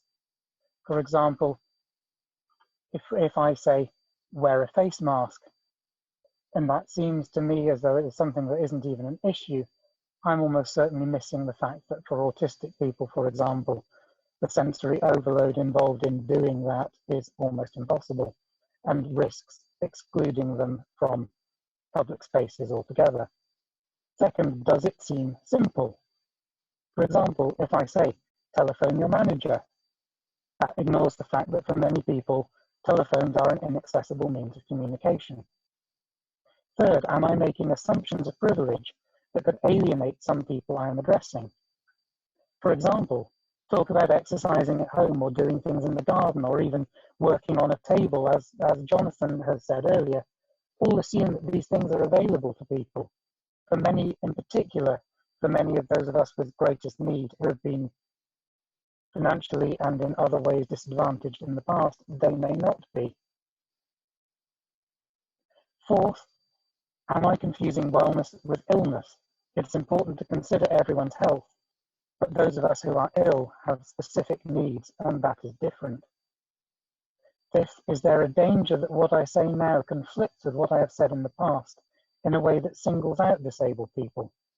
For example, if you are now proposing remote working, is that something you've previously denied to us? If so, before you communicate, think about how upset you might be and address that. 6, am I ignoring people's hardship? We often want to be positive and keep people's spirits up, but for some people, life will be incredibly hard. Disabled people may be finding it impossible to focus on anything except staying alive, and it is vital that we realize that you understand this when you talk to us. Finally, am I falsely equating people's situations? It's a good thing that we often want to show solidarity, and we say things like, we all, or we equate our experience with that of disabled people. But this can be both patronizing and simply untrue. We know that being sad is not the same as depression. Likewise, finding Zoom tiring isn't the same as finding video communication inaccessible. And being frustrated by lockdown is not the same as being housebound for years. Of course, it's hard for people to stop and ask questions they don't fully understand and draw from them answers in which they don't fully relate, even if they have the deepest desire to do so. And that is why the most important thing any institution can do is to ask these questions to us as a community, and ideally to do that as a matter of course, because we are systematically embedded in the teams that make the policy and communicate it. That we are embedded in this way always matters. It matters doubly so in times of crisis. Thank you. Thank you, Dan. That was such an effective talk, and I think you have illustrated so importantly the sense of invisibility that so many disabled people currently feel. Our sense that we have been forgotten has been aided, as you spell out in your talk, by the absence of any reference to us and our needs in official government briefings, themselves entirely inaccessible to many disabled people. Our invisibility devalues us, and what you set out, your list of 7 things that people should consider when producing messaging and communication is a really proactive and helpful way to counter this feeling of erasure that so many of us face. Our final speaker, before we move on to our Q&A part of today's webinar, is Professor Anna Lawson from the University of Leeds. She will be speaking on inclusive services and public functions, remembering the anticipatory reasonable adjustment duty under the Equality Act 2010. Anna is a professor in the School of Law, where she's worked since 1990, and she's the director of the university-wide Interdisciplinary Centre for Disability Studies and coordinator of the Law School's Disability Law Hub. Anna's academic interest in disability and law is rooted in her own experience of life as a disabled person, and she is committed to working with disabled people, researchers with different disciplinary backgrounds, and other stakeholders to tackle the persistent forms of disadvantage and exclusion experienced by disabled people all over the world. And now more than ever, I think that sentiment is important. So thank you, Anna, for joining us, and I'll hand over to you.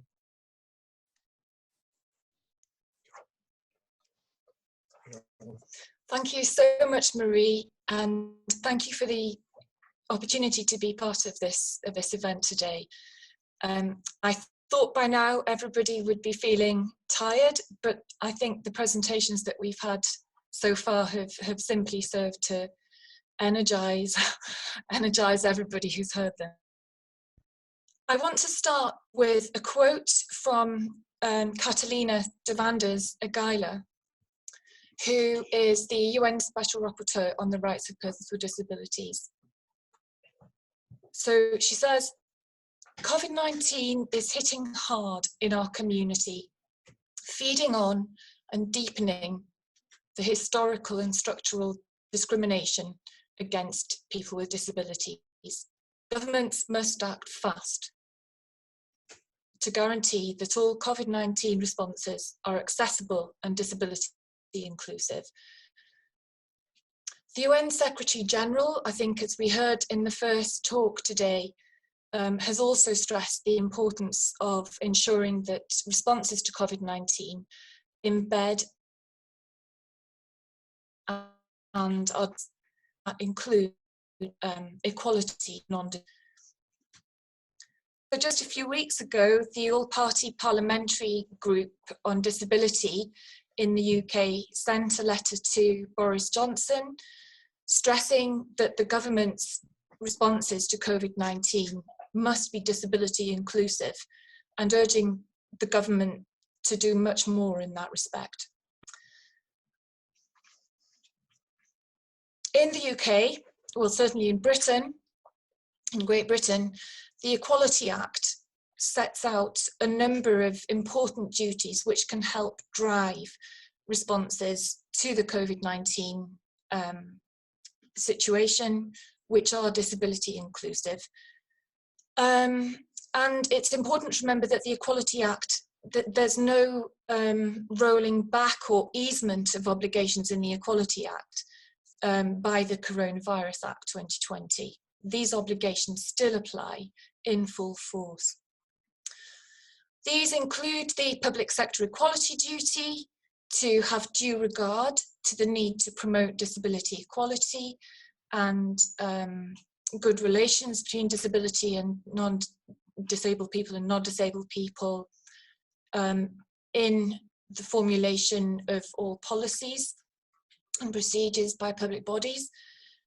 But it also includes duties not to discriminate, and amongst those are duties to provide reasonable adjustments. In the work context, these reasonable adjustment duties are reactive in that they relate to specific individuals. In the context of the provision of services and the delivery of public functions, however, the duties are anticipatory. So they apply regardless of whether there's a particular individual who has made a request or come forward and said that they have a problem.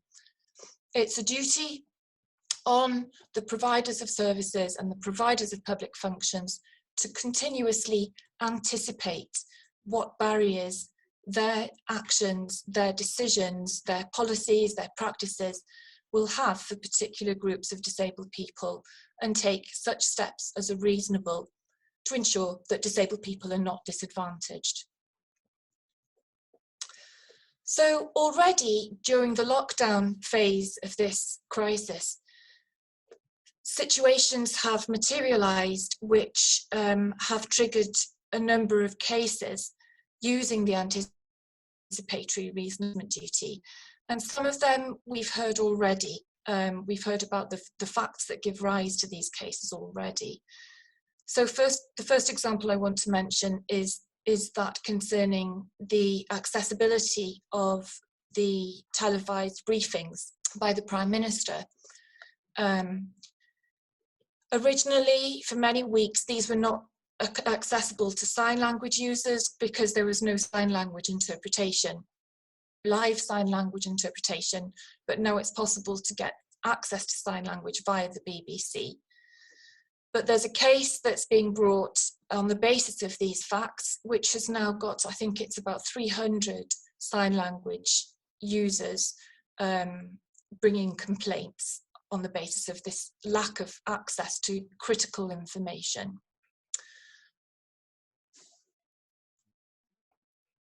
The second example I want to give relates to supermarkets.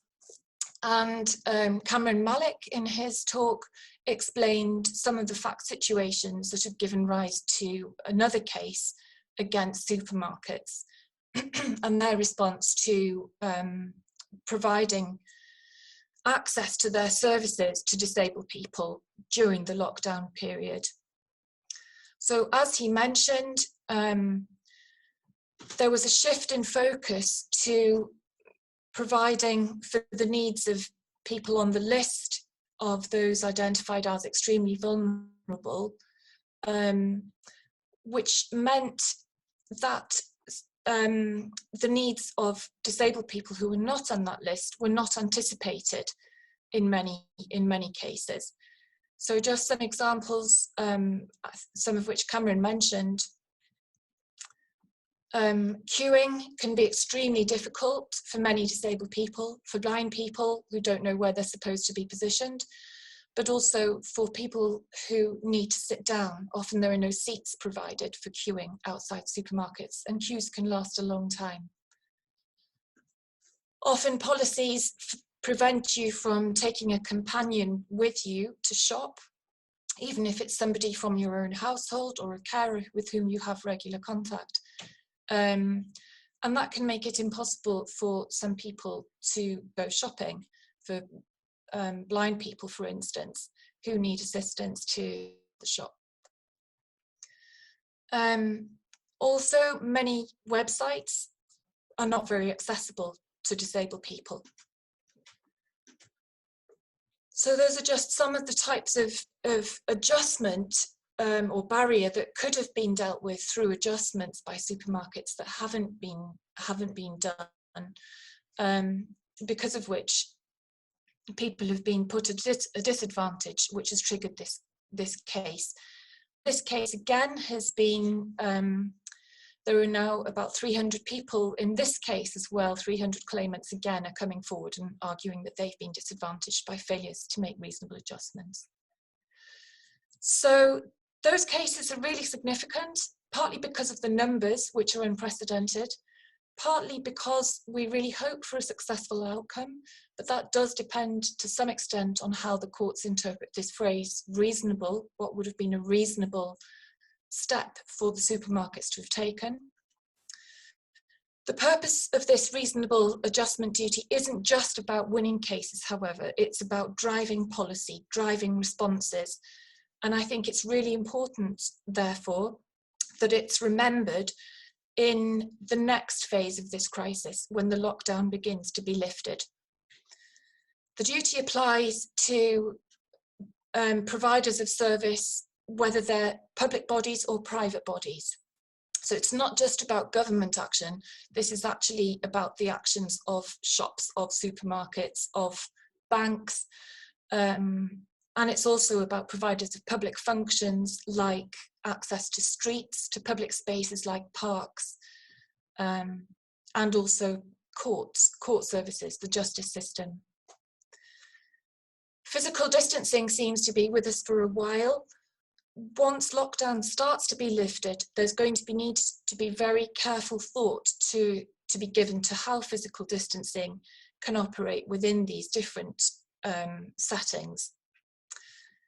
How disabled people are included within those decisions is critical to the inclusion of disabled people in the next few months, the next few years possibly of British life. One-way systems may be very difficult for some disabled people to use, particularly if they're marked only visually, or if they involve using different doors, some of which may not be as accessible as others. Thought needs to be given to rules about one person at a time, where some disabled people need companions. Thought needs to be given to queuing, to make queuing possible and accessible for disabled people, and more thought needs to be given to making online services and systems accessible and easy to use for disabled people. So, despite the fact that 2 parliamentary committees now have drawn attention to the surprising lack of awareness and understanding that there is in society about these anticipatory reasonable adjustment duties, it's critical that we remember them in the next phase. It's also critical that we don't lose our rhetoric of equality and inclusion and the associated obligations to develop systems which are inclusive of disabled people. Those rhetorics, those obligations must not be allowed to be ousted by rhetorics of vulnerability or a focus on protecting only those who happen to be on rather faulty government lists of the extremely vulnerable. Thank you very much.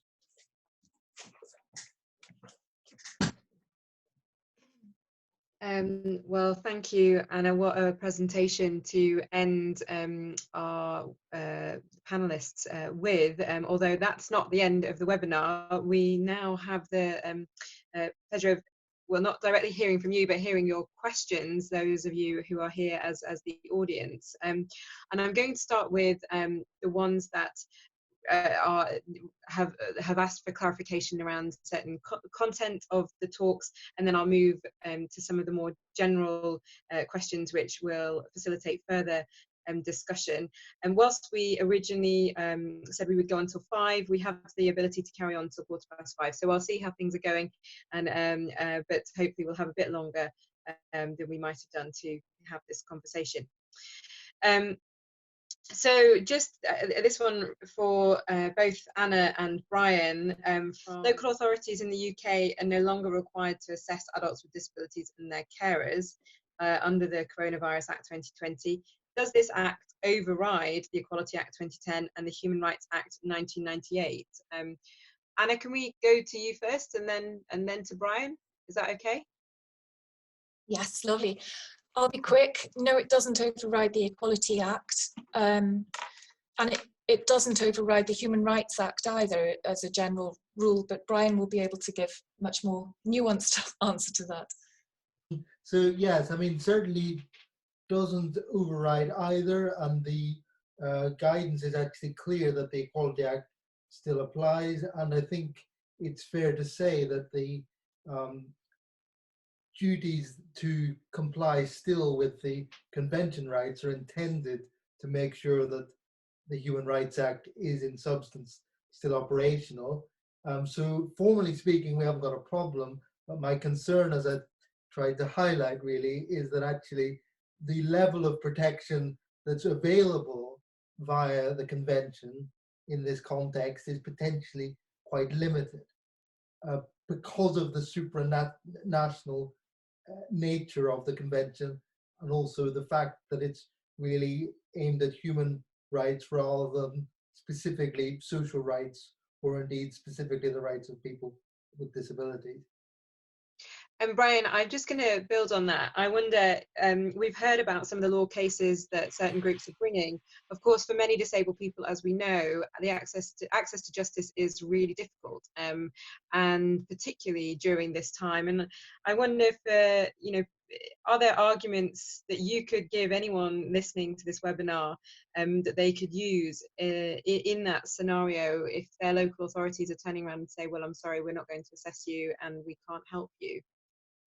That's putting you on the spot there. Well, I mean, they could certainly start to assert things like discrimination and, you know, the protection from discrimination that's in theory available in Article 14. They could say that their right to respect for private life is being violated because their dignity isn't being looked after. But the courts have tended not to be overly receptive to those arguments in this context. I think there's a sympathy with the fact that local authorities are financially stretched because of underfunding over many years. So a judge is relatively unlikely to turn around and say to a local authority, well, sorry, you've got to provide this particular service for that particular person, because they're taking a holistic view of what the local authority is supposed to do. So yes, the rights are there, but even if you manage to take a local authority to court, your chances of succeeding, except on the more procedural side of things, would be relatively slim. And of course, a lot of the procedural obligations have been removed in any event. So sorry to paint such a bleak picture, but I think that's the reality of what we're facing in this context at the moment. Thank you for that, Brian, and we'll come back to the reality and how we can tackle it in a moment. But just another question for you and Anna. Has the European Court of Human Rights issued guidance on COVID-19 and rights of protected groups, especially disabled people? Brian, if you want to come in first, and then I'll go to certainly not at the moment aware of any case law. I mean, I think the issue with the European Court itself is that litigation tends to take quite a long time, so that it's going to be a while before we really have substantive case law, but I'm very willing to be corrected on that if anybody has been aware of any kind of application being brought to the European Court on this point. Certainly there have been some domestic cases that have been brought, but not, as far as I'm aware, yet at the European level.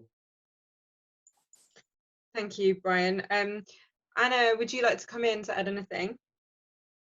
Yes, I agree with Brian. Well, I'm not aware of any guidance having been issued by them, and I think it would be unlikely for some time to come. There is quite a lot of activity at the UN level, but that's been led by NGOs, really, I think. So the International Disability Alliance has a lot of information on its website and some generic guidance which should be relevant to countries all over the world based on human rights, which might be worth a look. Okay, thanks very much indeed, Anna. So over to Jonathan then. There are some questions for you following your wonderful talk.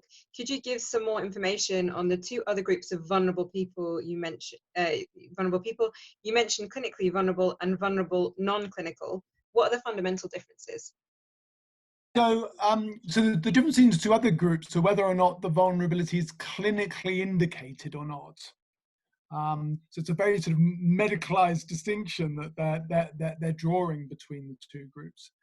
And I suppose the major point to notice, which in fact you yourself highlighted earlier, is really the lack of support or provision for those other groups. Although they're sort of identified as vulnerable and they're given some specific advice, the lack of access to online supermarkets and to food packages or other sources of support means they end up being receiving this label, but with relatively few benefits attached to it.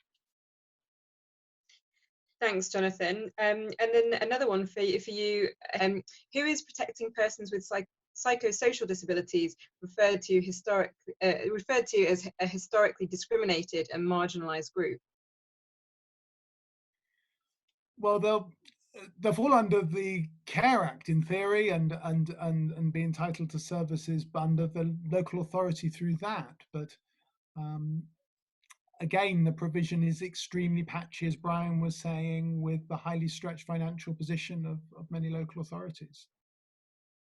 Thanks, Jonathan. And a last one before we move to some of the more general questions. Says that she'd be really interested in hearing more about the use of language and its role in defining care guidelines. Is there a UK estimated number of deaths of despair? She asked specifically, though Lindsay may know more about this, about how does the US number of 75,000 differ from the standard yearly rates? I think we'll come back to that last bit of the question, but Jonathan, if you could answer the point about the role of language in defining care guidelines and giving any sense that you may have of the number of deaths of despair, that would be really helpful. Yes, I mean, the deaths of despair was an estimate by a US group that was trying to focus particularly on the US situation. I don't know of any equivalent study that's been done in the UK. And what about the role of language in defining care guidelines? Yeah, so I think I'm one of the, what I was mentioning at the start of my talk about this shift in the Care Act from trying to identify vulnerable groups to identifying those in need who may include carers under the Care Act. And that was a really quite important shift. I don't think it's gone anywhere like far enough as I would wish, but beginning to recognize that disadvantages can flow through relationships, and that of course many disabled people are very actively involved as carers themselves, and so trying to break down that division between vulnerable disabled people in inverted commas and others, but we've still got a long way to go in doing that. Thank you. So a question really for all, but I am going to see if Lindsay, I can bring you in here. A Spanish government study suggests that only 5% of their population has been infected, which correlates with the UN WHO data that the spread is inhomogeneous. So the new normal could be a much more decentralized approach to organizing society to limit the spread. What opportunities and challenges would this present for disabled people's participation in society? And I'm interested from your perspective first, Lindsay, and then I'll go to others too. Yeah, it's a great question. And I think it's a good opportunity for me to highlight here. The main strategy that WHO has been promoting from the very beginning around containing coronavirus is about testing, treating, and identifying and isolating all cases. So the way forward that countries should be aiming towards is actually this approach where you're not using really the blunt force instrument of lockdown, but you're able to identify specific cases and then sort of break off the spread of coronavirus in these more sort of like isolated cells. But of course, that sort of technique of testing, treating, isolating cases, we've already discussed here for a long time how isolation has this disproportionate impact for disabled people. So just as countries are sort of transitioning into new phases of the response, or maybe they're not as locked down and they're trying to do this more targeted approach, they need to keep in mind that isolation can't and shouldn't look the same for all people. And there's ways that you can still mitigate the spread of the virus even if you aren't able to be isolated, if you need to have people around you at all times. Thanks, Lindsay.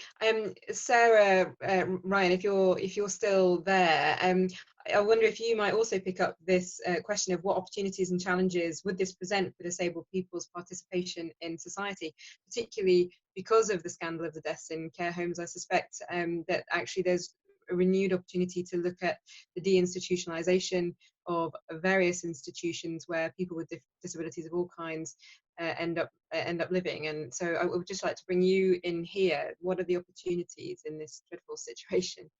It's interesting because there's been discussions around, what are the implications, and there's a sort of optimism and hopefulness that this pandemic may lead to sort of quite substantial shifts in the way society is organised. I mean, the obvious example is the working from home move that for years disabled people were told that they had to get to work, and were sort of like, there were these barriers put in place of people saying they had to work at home, and now we're all working at home and the world hasn't collapsed and all that sort of thing.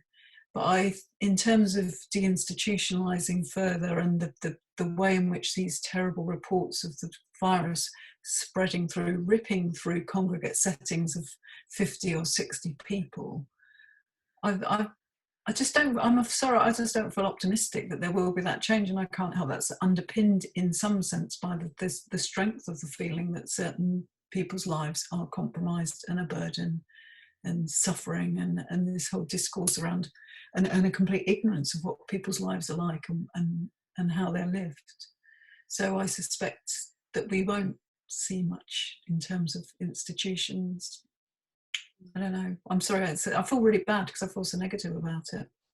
But I just don't see, I mean, I think the hiding of the death, the covering up, everything is speaking of a management of a problem that isn't going to change. So. Yeah, well, I think we have to be honest as much as we have to be hopeful, and that's probably the only way that we can move forward. But I would like to hear, because it's such an important question, I would really like to hear from some of our other speakers. Dan, what about you? What opportunities are there?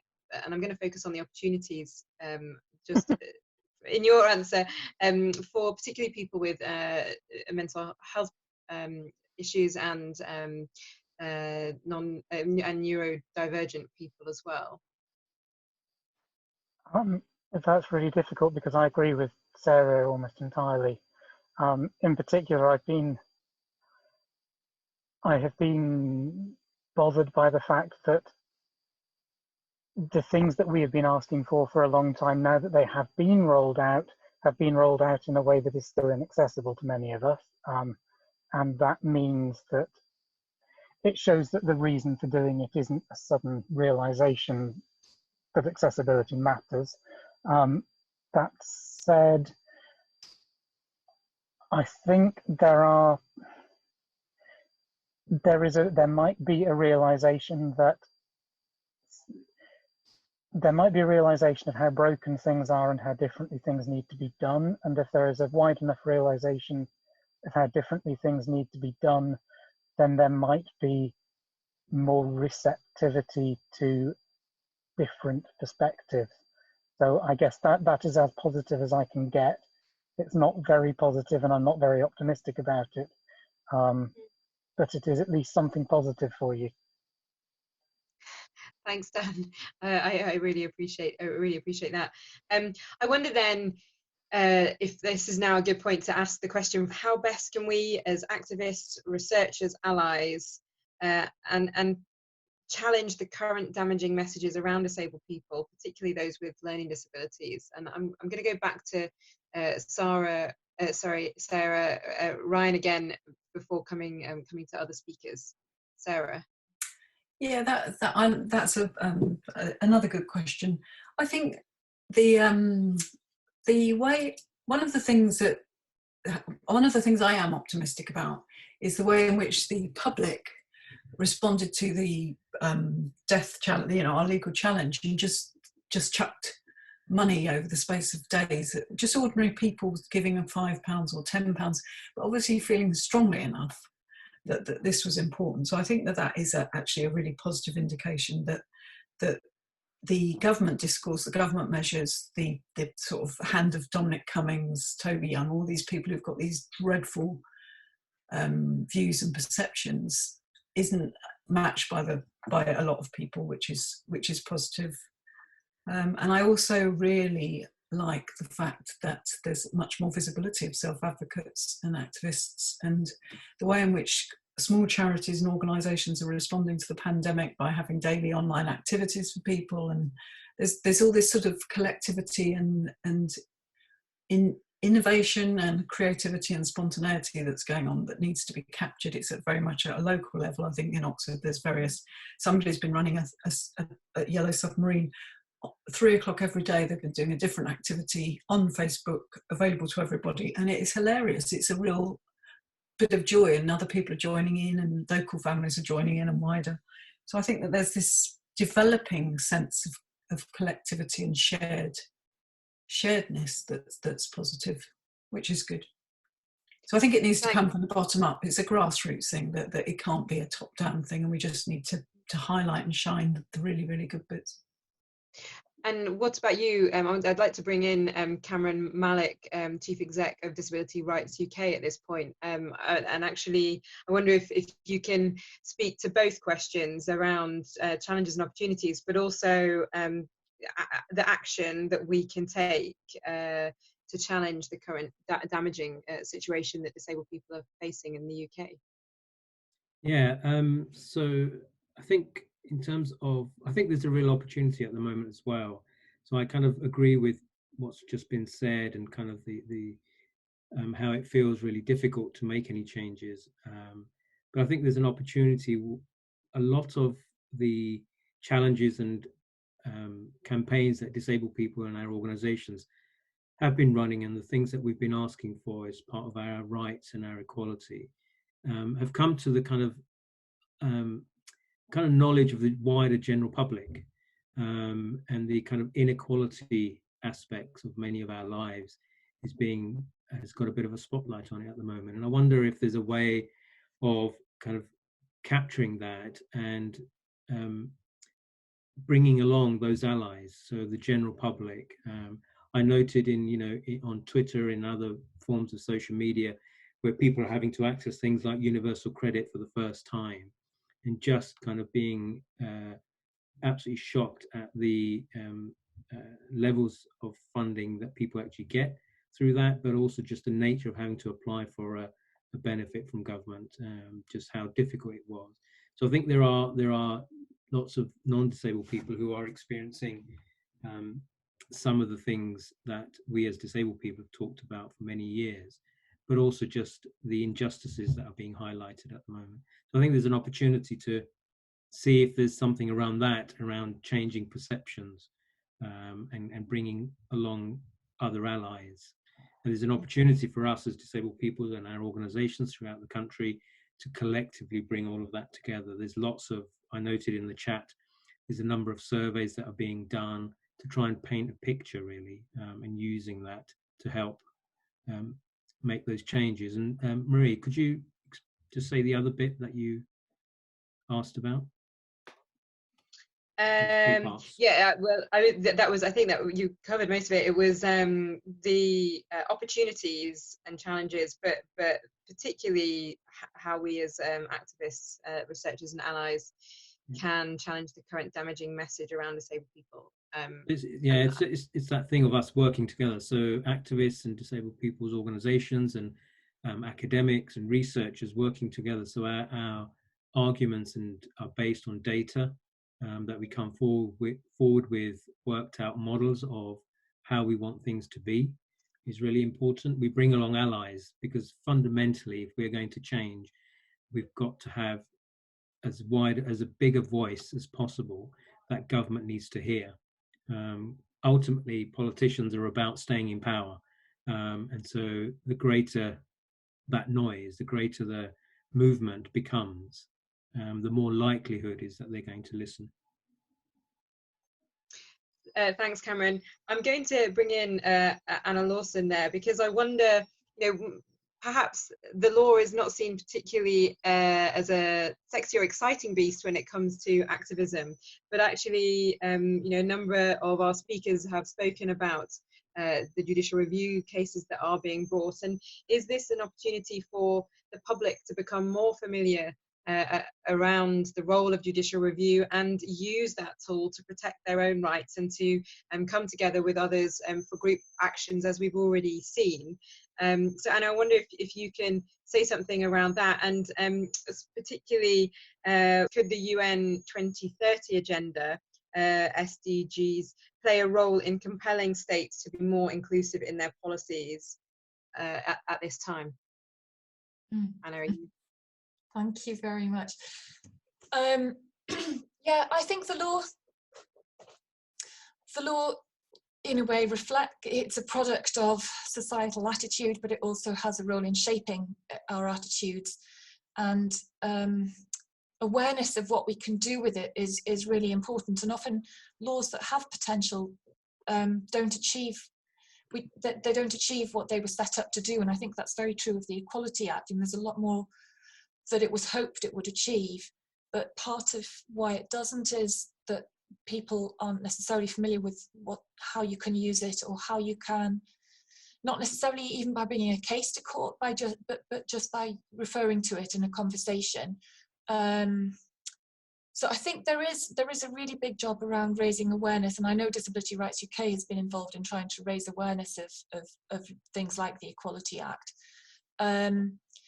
And I think in judicial review as well, I'm really encouraged to hear Sarah's story about the funding support that's been given for that, because one of the obstacles is cost to bringing these cases.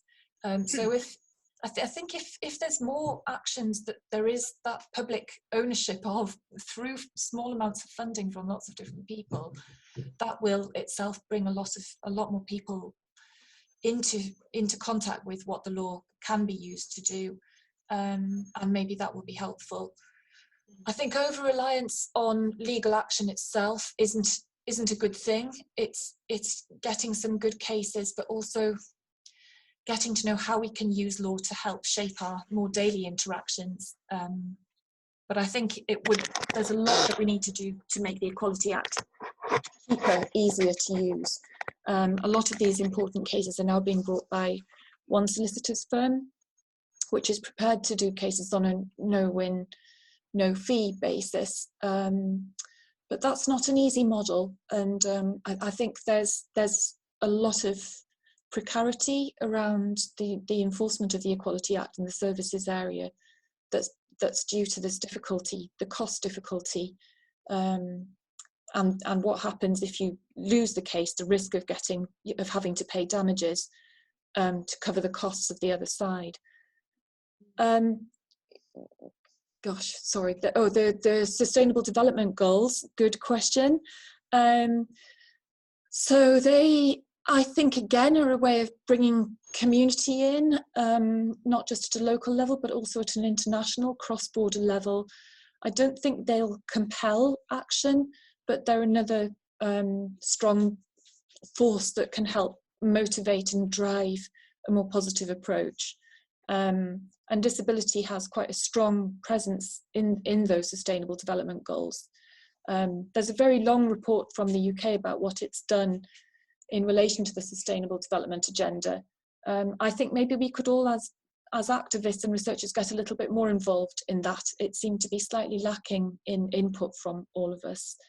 And maybe that's something we all need to do a bit more of, or we need to find out the mechanisms through which to do that a bit more. Thanks, Anna. I'm going to just come to Jonathan, if that's okay. It would be great to hear from you on that general point about the role of law in tackling some of these issues. But specifically, I think clearly we need to tackle individual problems that are emerging. And when deciding the list of who was just extremely vulnerable, thought only seems to have been given to whether bodies are extremely vulnerable, i.e. a focus on faulty bodies due to immunosuppression. Neither in this category or anywhere else has there been vulnerable due to mental health or neurodivergence. Should the government be looking at new lists to indicate those at risk of deaths of despair, or if we drop these problematic lists, how can help be targeted to those at need, and using a more social model whilst we're in the middle of this crisis?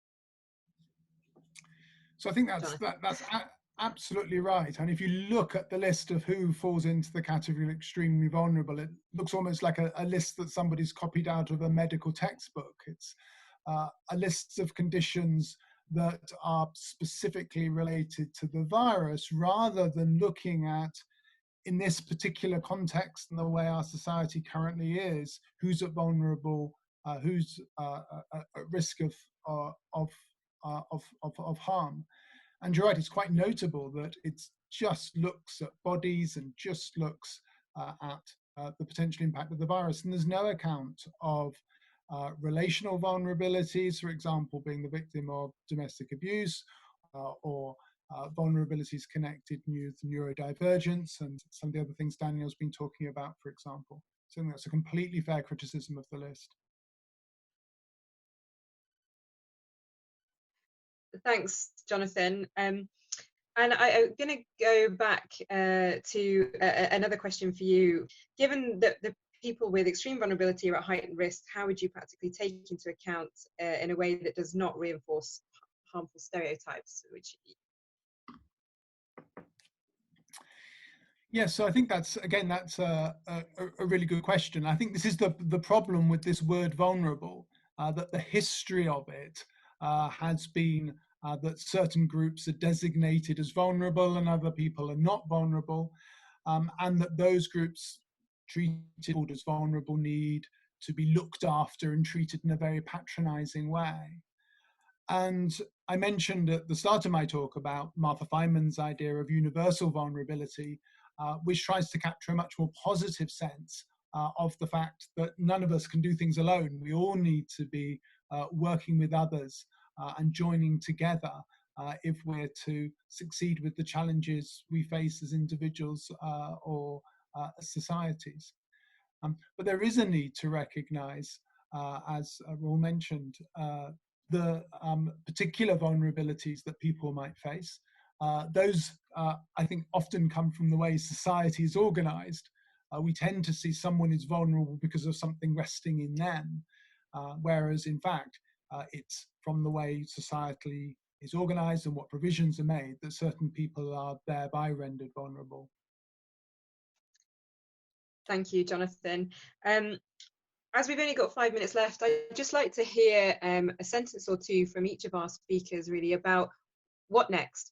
At the start of this webinar, in my introduction, I said that the times we find ourselves in present a challenge around how we put forward in whatever ways we can as activists, researchers, etc., to create a vision of disability rights for the next generation. And it would be really great to just hear a sentence or two from each of you. What is that vision? You know, what would you want to see in that vision? And I'm going to be very mean and start with Dan Holloway. I wonder if you can kick us off.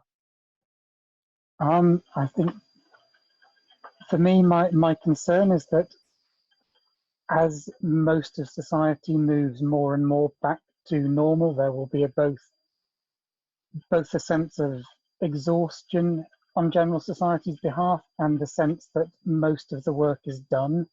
And that's when I think that we are going to have to work hardest, because that's when the gaps that are appearing now are going to widen. So I think there is a lot of work for us to do as we come out of the current restrictions.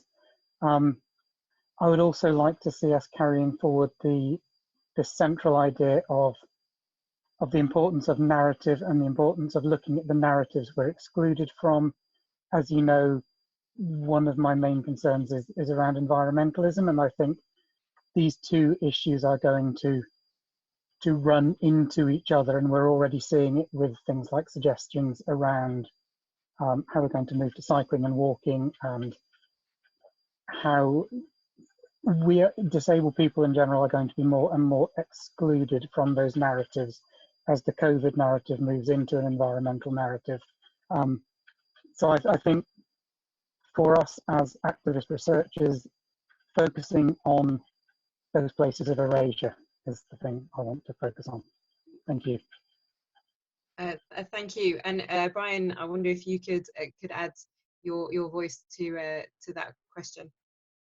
Yes, well, picking up, I think, a bit what Jonathan was saying, and sorry if I'm stealing what he was going to say, but it strikes me that really, hopefully, we'll emerge from this with a realization that we're all vulnerable to some extent. None of us are fully autonomous, and it's been a period of adjustment for a lot of people. And I hope that it causes society to realize that adjustments should be made more routinely for people who need them, even when we're not suffering from a pandemic. And we realize that all human life is valuable, and that people should be given the opportunity to live a fulfilling life and to pursue the goals that they wish to see. That's incredibly optimistic, to contrast with the pessimism that I've been expressing for much of this. But I hope to end on a positive note, I suppose, in that sense. Thank you. And Lindsay, we may only have chance to just hear from you, and possibly Anna, I think. But if you, what's the vision? Where next? Yeah, so I'm hoping that we have all this pressure that we've talked about in this talk coming from different sides, from the grassroots, from the law, from international agendas like the SDGs. And what I'm really hoping is that this leads to change on the really micro, boring level, that we not only have this pressure from the outside coming in, but we're also able to, in a sense, if I can say, sort of infiltrate these institutions with people who know how to operationalize access. And I think once we can do that, we're able to prevent these giant crises from happening. Thanks. And Anna, the last word, quite rightly. Yes. Gosh, I think it's pretty much what's been said before. So to recognise the value of disabled people's lives as part of society, because really anybody can become a disabled person. We're not individuals, we have families, so our lives we're part of the fabric of society. And it's really surprising in many ways that we're still having to fight so hard for inclusive approaches that anticipate what need to be done.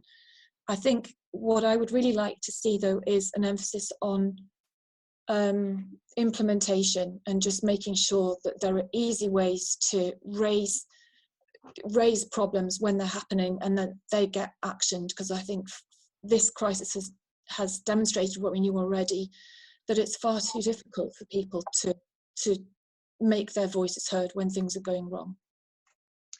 Thank you, Anna. Well, what an important note to end on. Thanks to all of you for joining us at the Oxford University Disability Law and Policy Project and the Bonavero Institute of Human Rights for our webinar on disability in the context of the coronavirus pandemic. There's some outstanding questions that we didn't get to today, and we'll try and circulate around speakers for their thoughts. But thanks so much for your time, and we hope that this is just the beginning of a bigger conversation.